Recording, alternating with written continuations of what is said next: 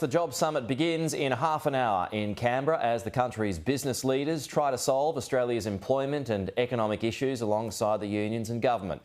The unions and big business have already struck a deal this morning, backing changes to make enterprise bargaining simpler. We want to see enterprise agreements restored. We want to see them used by more people because that's how people get higher wages. But we want to see that system fairer, less legalistic and open to more parties. This is a huge step forward, underpins the next couple of days. A key part of all of that too is making our wages system simpler than it is at the moment. When it was first designed, it wasn't designed with that principle in mind. We aim to achieve the same simplicity that Keating and Kelty achieved, and that's what we will work towards. OK, well, that is hoped to be one of many announcements that are expected over the next couple of days. And joining us live from Canberra is the Treasurer, Jim Chalmers. Treasurer, good morning to you. So you've got that agreement that's already been reached between big business and the unions on workplace relations and moves to overhaul the boot. So how will you ultimately decide to make that boot simpler? Well, first of all, I'm just so encouraged, Pete, by the progress that's already been made at the beginning of this Jobs and Skills Summit. You know, we've got realistic expectations about finding common ground, but we've been really encouraged, really excited, frankly, at the spirit with which people have arrived here in Canberra to see where we can find common ground, whether it's in industrial relations or in some of the other important challenges in our economy.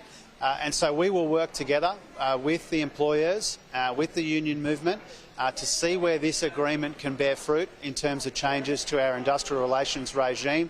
It's agreed almost across the board that our enterprise bargaining system is not working as anybody would like it to.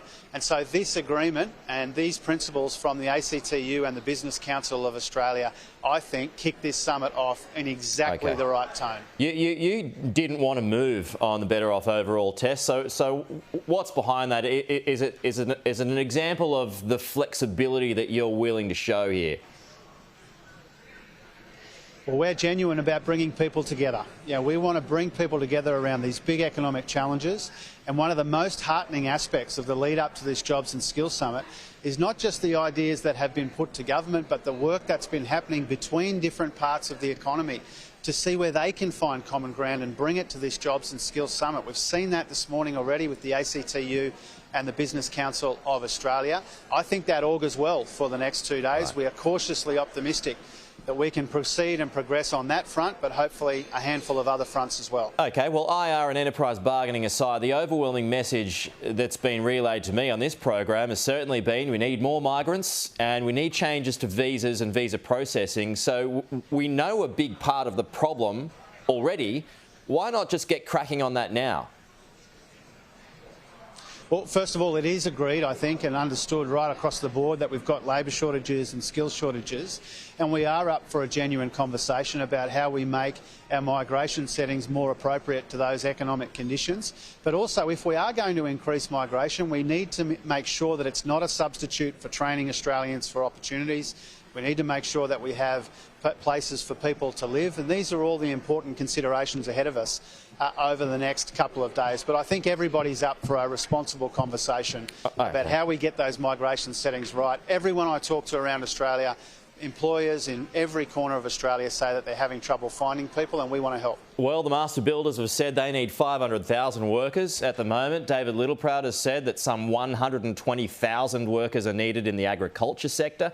So whatever migration increase we settle on, is it still going to be short?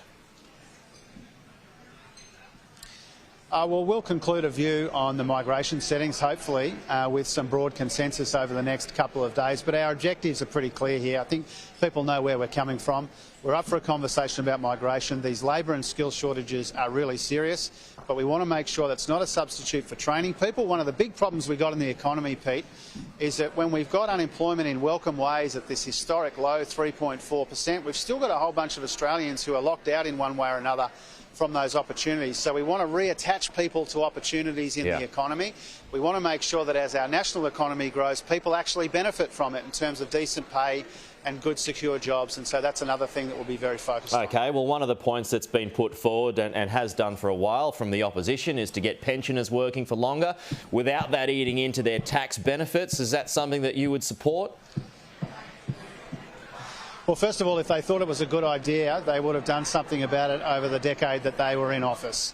What I've said is we had a good look at this in opposition and subsequently, and we do have an open mind for a sensible, affordable policy in this area. We do want to see if there's an appetite for more older Australians to work maybe a day or two extra if they would like to. We've been working through the options and talking with the various groups, including National Seniors and others, to see if there's some progress that can be made here. I expect it to come up over the next couple of days, and we've got an open mind if we can find a good way to do it. We've spoken about a few issues just in this short space of time, Treasurer, but these are long-term solutions, aren't they? Is there any short-term fix here?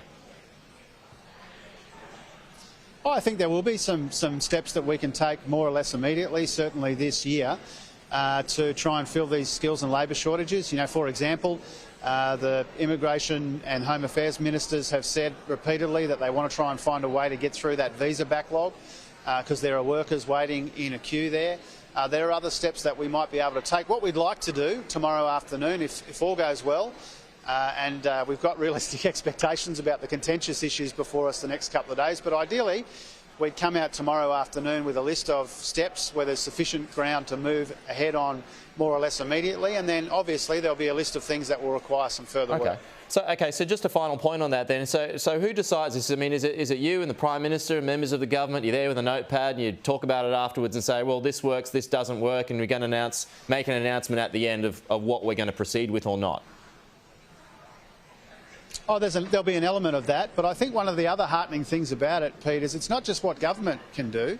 A lot of the groups and people who are milling about behind me about to get started, they've brought their own suggestions and their own ideas about what they might be able to do in their own workplaces or in their own jurisdictions. And I think that's really heartening too. People understand that our economic challenges are so serious and so confronting that we will only rise to this occasion if we work together.